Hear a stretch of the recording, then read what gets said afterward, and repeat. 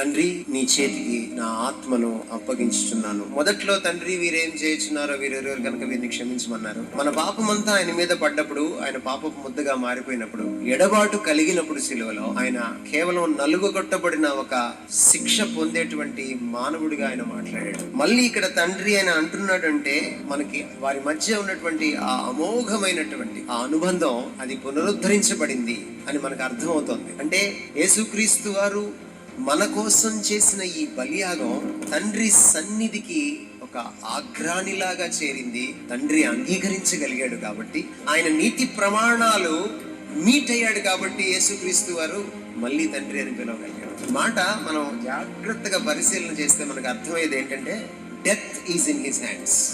నాకు ప్రాణం పెట్టడానికి, దాన్ని తిరిగి తీసుకోవడానికి అధికారం ఉందంటాడు. One and only, that is Jesus Christ. నీకోసం ప్రాణం పెట్టాడు, ఆ పని అయిపోయింది.